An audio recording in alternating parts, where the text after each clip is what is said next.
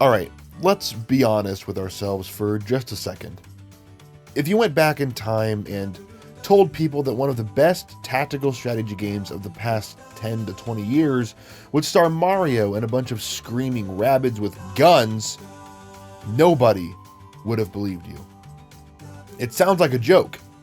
Or maybe one of those fake leaks, that spreads on Reddit and stuff. And yet here we are. Mario plus Rabbids Kingdom Battle. It arrived, and it wasn't just good, it was shockingly good. The kind of good that makes you wonder how it even exists in the first place. The short version? The game is a miracle, flat out. Ubisoft somehow convinced Nintendo to let them play around with their most prized possession, Mario. And they didn't just make a decent Mario spin-off, they made one of the most creative, polished, and downright enjoyable tactical games that I've ever played in my life. Let's talk about just how they pulled this miracle off.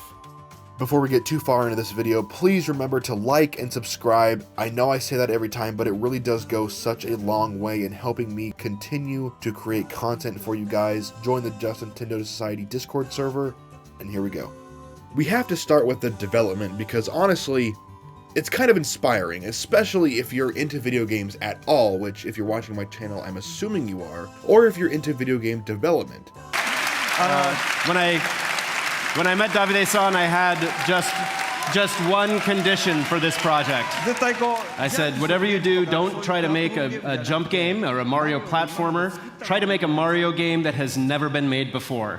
Oh, and also, what if our own creation, the Rabbids, were involved? This idea should have been laughed out of the room, and at first, it kind of was. The team worked in secret for a while because they were terrified that Nintendo would shut them down. But when they finally pitched the idea, Nintendo approved it. Not only that, they gave Ubisoft Milan an incredible amount of creative freedom. That's how you end up with Mario holding a giant gun instead of just jumping on things. And you know what? That freedom that Nintendo gave Ubisoft Milan paid off in every single regard. This game gushes with creativity in ways that you wouldn't expect from a Mario title. The developers weren't afraid to experiment, to make something completely different from the usual Mario formula. They had to strike a very delicate balance with this game, respecting the source material of Mario, Luigi, and Peach, and Toad, and the Mushroom Kingdom, and everything that came with that, while still pushing the boundaries a bit, while still expanding on what came before. And they absolutely nailed that balance. One of the most remarkable things about the development process of Mario Rabbids Kingdom Battle is how much care was put into understanding Mario's world. This wasn't just the Rabbids plus Mario. Ubisoft Milan had meeting after meeting with Nintendo where they were told in great detail what Mario would and wouldn't do in certain scenarios. For instance, he could never hold a realistic firearm. Obviously, they weren't going to put Glocks or revolvers in a Mario game. That's why all the weapons in the game have sort of a cartoony science fiction aesthetic, which works great with the story that we're playing through. These small touches show just how much effort was put into ensuring that this game felt like a natural extension of the Mario universe, while still introducing something entirely new and entirely fresh to this franchise. Now let's talk about the biggest thing that really makes Mario plus Rabbids Kingdom Battle shine: the gameplay. At first, I wasn't sure. I bought this game because I found a great deal for it on Facebook Marketplace. I got it for like 10 bucks. And I was like, you know what? I've heard great things. I knew that Grant Kirkhope did the music, one of the best video game composers of all time. And so I'm like, you know what? It's 10 bucks. If I don't like it, I don't like it. And I ended up absolutely loving the game, and it was one of the greatest investments that I ever made during my current generation of gaming. If you've ever played XCOM, you have a basic idea of how this game works. It's grid-based movement, cover mechanics, turn-based combat, but Ubisoft threw out the slow, methodical pacing of those tactics games and replaced it with something that feels alive, that feels bombastic, that feels flamboyant. You're dashing through enemies, you're launching characters across the map, you're pulling off insane combos that make every battle feel dynamic and feel so unbelievably satisfying. Throughout your battles, positioning is everything. You don't just move your characters. You bounce them off teammates. You slide tackle enemies. You use cover to control the battlefield. It's fast, it's fluid, and it rewards creativity and experimentation. But you can't just sit back and play it safe either.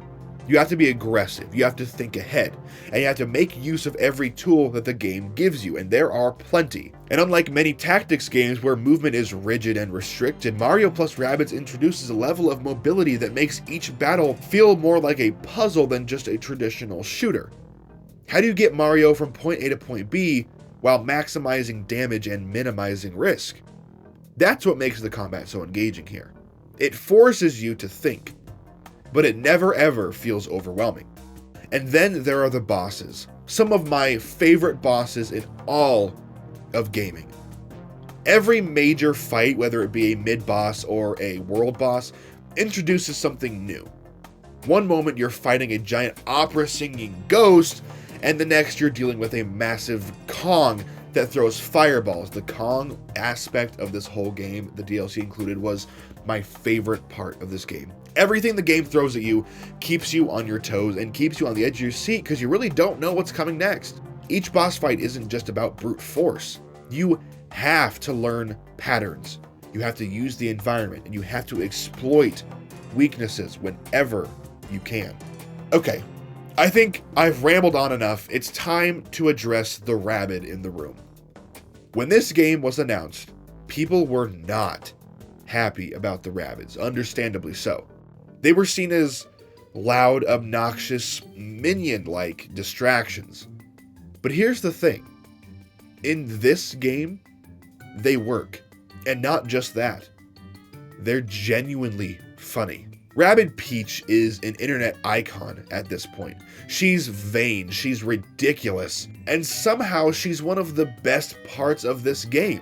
The way that the Rabbids interact with the Mario characters adds so much personality, and it never takes itself too seriously either. There are definitely darker moments, and moments where you really have to slow down and think, okay, this is a bad situation, what are we gonna do? But at the same time, the humor's never overbearing either. While it is funny, it's not to the point of stupidity. There's a balance between the silly and the strategic, and it works way better than it has any right to. And the animation sells it. This game is, 8, 9 years old at this point? It looks and feels incredible. The exaggerated movements, the little background details, there's so much personality packed into every frame of this game. The Mushroom Kingdom truly has never, ever felt more alive. Now, you don't usually play a Mario game for the story, obviously, but, and this is a big but, pause, Mario plus Rabbids actually has one, and it's actually incredible. It starts with a human character, a genius inventor, creating a device called a Supermerge helmet, which can fuse objects together. Naturally, things go horribly wrong. When the Rabbids get involved and they end up warping themselves into the Mushroom Kingdom, chaos ensues. But there's a real sense of urgency here. You want to help these characters. You want to help Mario and Peach and Luigi and Bowser fix their home. And you want to help the Rabbids return to theirs. You want to help these characters in any way that you can. There's a true sense of adventure here. You're not just moving from level to level. You're exploring an interconnected world. You're fixing the damage caused by the Supermerge and by the Rabbids' fusion madness. It feels fresh. And while it's definitely not Elden Ring or the Ghost of Tsushima, it's not the deepest plot ever. For a Mario game, it is thoroughly engaging. And it keeps you hooked throughout the entire game. This is truly one of my favorite Switch games of all time, as is the sequel, Sparks of Hope, which I will definitely be making a video on as well. I adore these games, and I know that I've talked about both of them before, but that was a long time ago. Before I had a lot of my modern audience here watching my videos and supporting the channel. So I wanted to go and dive into them once again, giving a little bit more detail, and as time has gone on, if I still feel the same way about these games, and I absolutely do. They are incredible games, and if you haven't played them, they are currently on sale for Mario Day. We are in like Mario Day week right now. We are in Mario mode. They're on sale, and I couldn't recommend them enough.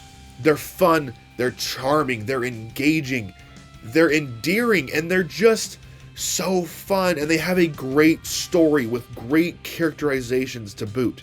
In the end, Mario Rabbids Kingdom Battle is a game that defied expectations. It could have been a disaster. You could argue it should have been a disaster. It could have been a forgettable cash grab, but instead, it is truly one of the most polished, creative, and genuinely fun Mario spin-offs that I have ever played in my life. And it has the reviews and the critic ratings and the audience ratings to back that claim up. Because let's be honest, there is nothing else quite like Mario plus Rabbids.